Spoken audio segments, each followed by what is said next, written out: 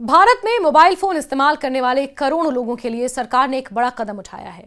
Mobile चोरी, cyber fraud, फर्जी call, scam link और नकली मोबाइल हैंडसेट की बढ़ती शिकायतों को देखते हुए दूरसंचार विभाग ने सभी मोबाइल कंपनियों को साफ निर्देश दिया है कि आने वाले 90 दिनों में भारत में बनने या भारत में आयात होने वाले हर एक मोबाइल फोन में संचार साथी ऐप पहले से इंस्टॉल होना चाहिए। ये ऐप न सिर्फ मोबाइल चोरी और साइबर धोखाधड़ी की जानकारी देता है, बल्कि कई ऐसे फीचर प्रदान करता है जो किसी भी यूजर को डिजिटल दुनिया में ज्यादा सुरक्षित महसूस कराते हैं। लेकिन बड़ी बात यह है कि इस पर भी राजनीतिक टकरार शुरू हो चुकी है। सरकार का कहना है कि अब समय आ गया है जब मोबाइल सुरक्षा को उतनी ही गंभीरता से लिया जाए जितनी बैंक सुरक्षा या इंटरनेट सुरक्षा को दी जाती है।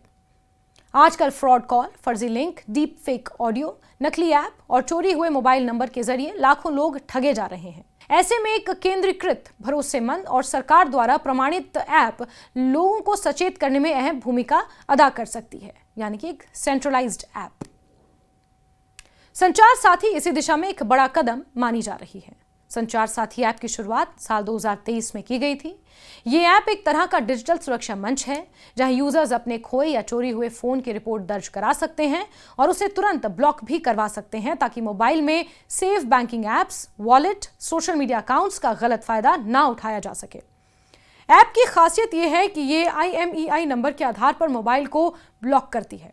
IMEI हर फोन का यूनिक पहचान नंबर होता है, लेकिन अक्सर लोगों को अपना IMEI याद नहीं रहता। ऐप की तकनीक इतनी एडवांस है कि यूजर्स को नंबर याद करने की जरूरत भी नहीं पड़ेगी। संचार साथी के जरिए यह भी पता लगाया जा सकता है कि यूजर के नाम पर कितने मोबाइल नंबर्स चल रहे हैं।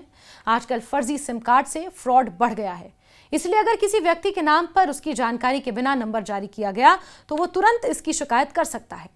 ऐप यह भी बताता है कि कोई संबंधित कॉल या संदेश किस प्रकार की कैटेगरी में आता है और यदि जरूरत हो तो आसानी से उसकी रिपोर्ट भी की जा सकती है।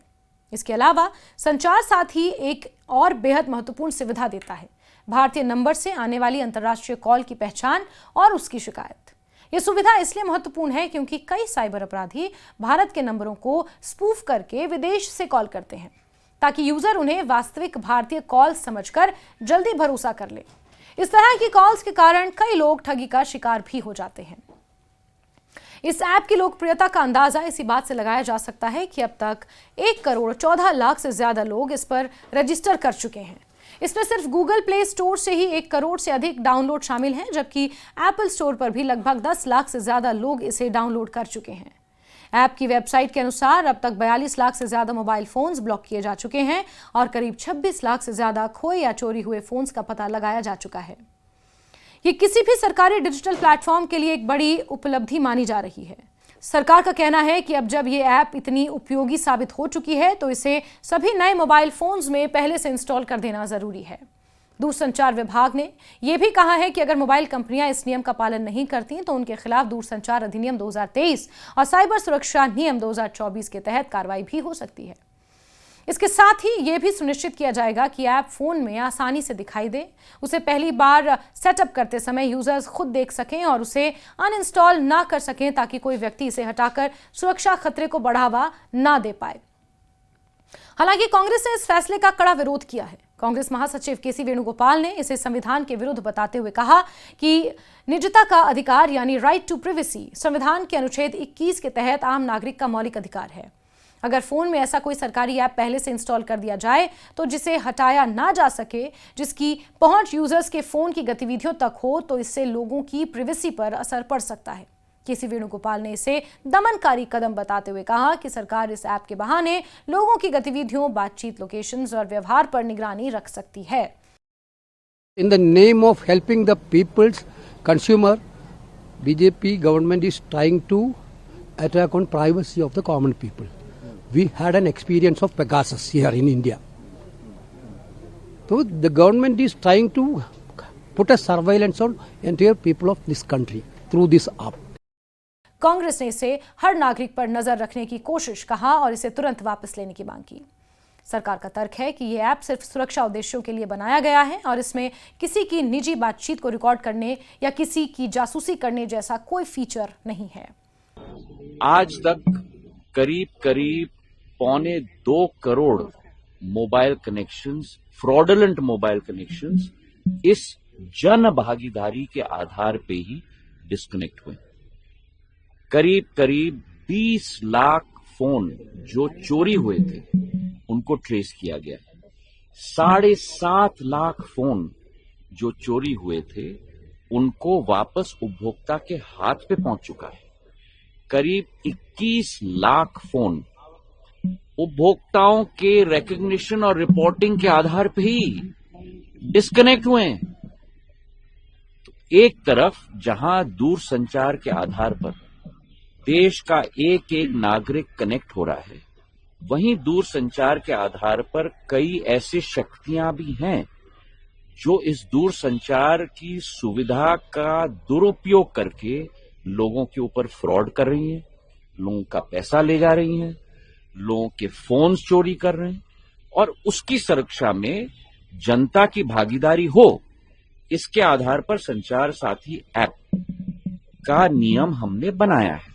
अब एक मिनट, इसके आधार पर ना कोई स्नूपिंग है, ना कोई कॉल मॉनिटरिंग है। अगर आप चाहते हो तो इसको आप एक्टिवेट करो, अगर आप नहीं चाहते तो इसे एक्टिवेट मत करो। सुनिए ना, अगर आप इसको अपने फोन पे रखना चाहते हो तो रखो, अगर आप इसको डिलीट करना चाहते हो तो डिलीट करो। सरकारी अधिकारियों का कहना है कि ऐप की तकनीक सिर्फ IMEI, मोबाइल नंबर और संदिग्ध लिंक या कॉल की रिपोर्टिंग तक सीमित है और ये मोबाइल फोन की निजी फाइलों, फोटो संपर्क या माइक्रोफोन तक कोई अनावश्यक पहुंच नहीं रखता।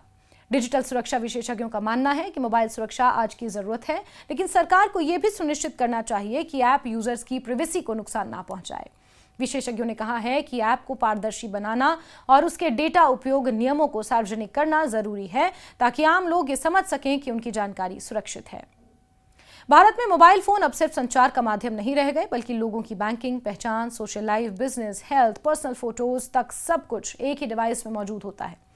ऐसे में मोबाइल चोरी या साइबर फ्रॉड किसी की भी जिंदगी को पल भर में बर्बाद कर सकता है, प्रभावित कर सकता है। सरकार का मानना है कि संचार साथी ऐप इस जोखिम को काफी हद तक कम कर सकता है। अगर आने वाले समय में यह ऐप मोबाइल सुरक्षा को मजबूत करने में सफल होता है तो भारत डिजिटल सुरक्षा के मामले में दुनिया के उन चुनिंदा देशों में शामिल हो जाएगा जहां मोबाइल चोरी, फर्जी कॉल और साइबर अपराध के खिलाफ इतना व्यापक स्तर पर सरकारी हस्तक्षेप किया गया है। कुल मिलाकर देखा जाए तो ये कदम एक तरफ डिजिटल सुरक्षा को मजबूत करता है, वहीं दूसरी तरफ निजता के अधिकार पर भी बहस छेड़ देता है। आने वाले दिनों में ये देखना लायक होगा कि सरकार सुरक्षा और प्राइवेसी दोनों के बीच किस तरह का संतुलन बनाती है और मोबाइल कंपनियां इस नए आदेश को कितनी तेजी से लागू करती हैं।